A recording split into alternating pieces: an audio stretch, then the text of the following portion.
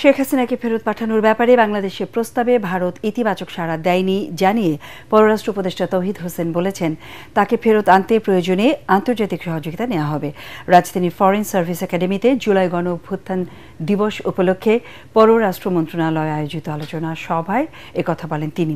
এ সময় আইন উপদেষ্টা ডক্টর আসিফ নজরুল বলেন, আওয়ামী লীগ আমলের মতো ভুতুড়ে নির্বাচনের ইতিহাস বিশ্বে বিরল। মিজান শাহজাহানের রিপোর্ট। ফরেন সার্ভিস ক্যাডারের কর্মকর্তাদের নিয়ে জুলাই গণ অভ্যুত্থান দিবস উপলক্ষে এই সেমিনারের আয়োজন করে পররাষ্ট্র মন্ত্রণালয়। এ সময় আইন, বিচার ও সংসদ বিষয়ক উপদেষ্টা ডক্টর আসিফ নজরুল বলেন, শুধু সংবিধান পরিবর্তন করলে হবে না, দরকার প্রকৃত শিক্ষা।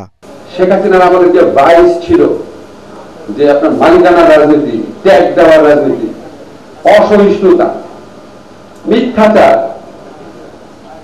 দুর্নীতি, এগুলি কি দূর করেছি? এগুলি আমরা দূর করতে পেরেছি? এগুলি দূর করার জন্য কি আমার সংবিধান পরিবর্তন করতে হবে?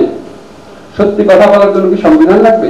তিনি বলেন, বাংলাদেশের পাসপোর্ট নিয়ে বিদেশে গেলে তুচ্ছ তাচ্ছিল্যের শিকার হতে হয়। অনেক দেশ আপনার এয়ারপোর্টে যাওয়ার সময় এমন ভাবে তাকায়, মনে মরে যায় আপনার।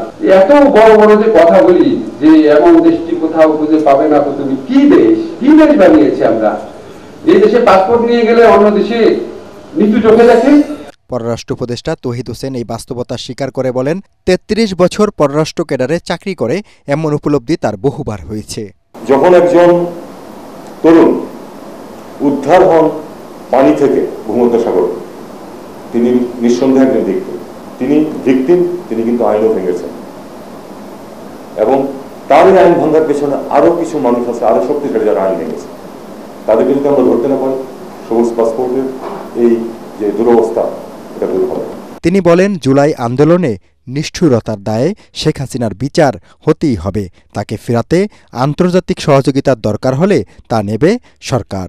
এবারে নিষ্ঠুরতা ছিল অপরিসীম, অবিশ্বাস্য। এটাকে বিশেষ মর্যাদা দিয়েছে এবং পাশাপাশি যে এই নিষ্ঠুরতা সত্ত্বেও কিন্তু মানুষ পিছিয়ে আসে। আলোচকরা বলেন, দেশের ইতিহাসে মাত্র 4টি নির্বাচনে জনগণের ইচ্ছার প্রতিফলন ঘটেছে। এবারে নির্বাচন হতে হবে সবচেয়ে গ্রহণযোগ্য। মিজান শাহজাহান, এটিএন বাংলা, ঢাকা।